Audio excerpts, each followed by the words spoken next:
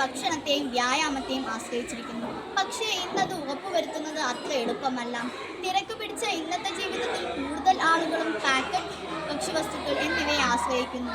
പണ്ട് ധാന്യങ്ങളിലും പയറുവർഗ്ഗങ്ങളിലും തൂക്കം കൂട്ടുന്നതിനും മണലും മറ്റുമാണ് ചേർത്തിരുന്നതെങ്കിൽ ഇന്ന് മണത്തിനും രുചിക്കും എന്നുവേണ്ട മത്സ്യങ്ങൾ ഫ്രഷായി തോന്നുന്നതിനും പറ്റാത്ത ഫലങ്ങൾ പഴുപ്പിക്കുന്നതിനും ഒക്കെ ചേർക്കുന്ന മായങ്ങൾ കണ്ടുപിടിക്കാത്ത വിധത്തിൽ ഇന്നത്തെ സാങ്കേതിക വിദ്യ വളർന്നിരിക്കുന്നു. ജീവന്റെ നിലനിൽപ്പിന് ഭക്ഷണം അത്യന്താപേക്ഷിതമാണ്. നാം എല്ലാവരും ഭക്ഷണം കഴിക്കുകയും വിവിധ പ്രവർത്തനങ്ങൾക്കായി ഊർജം നേടുകയും ചെയ്യുന്നു. ഇന്ന് വിപണിയിൽ വിവിധ തരം ഭക്ഷണങ്ങൾ ലഭ്യമാണ്. നിത്യേന പച്ചക്കറികൾ, പഴങ്ങൾ, പയറുവർഗ്ഗങ്ങൾ മുതലായവ. സാമ്പത്തികവും സാങ്കേതികവുമായ നേട്ടങ്ങൾക്കായി ഭക്ഷ്യവസ്തുക്കളിൽ ഉപയോഗിക്കുന്ന പദാർത്ഥമോ ഗുണനിലവാരമില്ലാത്ത ഉൽപ്പന്നങ്ങളാണ് മായം ചേർക്കൽ എന്നതുകൊണ്ട് ഉദ്ദേശിക്കുന്നത്. മുളകുപൊടി, മല്ലിപ്പൊടി, മഞ്ഞൾപ്പൊടി. പാക്കറ്റ് പൊടികൾ വാങ്ങുന്നതിന് പകരം മല്ലി, മുളക്, മഞ്ഞൾ എന്നിവ പൊടിപ്പിച്ചുപയോഗിക്കാം. പാക്കറ്റ് ഭക്ഷ്യവസ്തുക്കൾ വാങ്ങുമ്പോൾ licence number, manufacturing date, expiry date എന്നിവ പരിശോധിച്ച് വാങ്ങുക.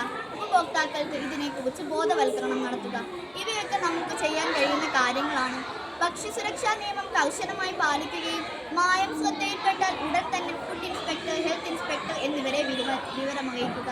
ഏതാവിധ ശിക്ഷ നൽകി നമ്മുടെ കടമ നിറവേറ്റുക. ജങ്ക് ഫുഡുകൾ, സംസ്കരിച്ച ഭക്ഷണങ്ങൾ എന്നിവ കഴിവതും ഒഴിവാക്കുക. പഴങ്ങളും പച്ചക്കറികളും ഉപയോഗിക്കുന്നതിന് മുമ്പ് നന്നായി കഴുകുക. കൃഷി പ്രോത്സാഹിപ്പിക്കുക. പാൽ, എണ്ണ തുടങ്ങിയ ഭക്ഷ്യവസ്തുക്കൾ വാങ്ങുന്നതിന് മുൻപ് സീൽ ഉണ്ടോ എന്ന് ചെക്ക് ചെയ്യുക. ലൈസൻസ് നമ്പർ, ചേരുവകളുടെ ലിസ്റ്റ്, FSSAI ലേബൽ എന്നിവ പരിശോധിച്ച് പാക്കറ്റ് ഭക്ഷ്യവസ്തുക്കൾ വാങ്ങുക.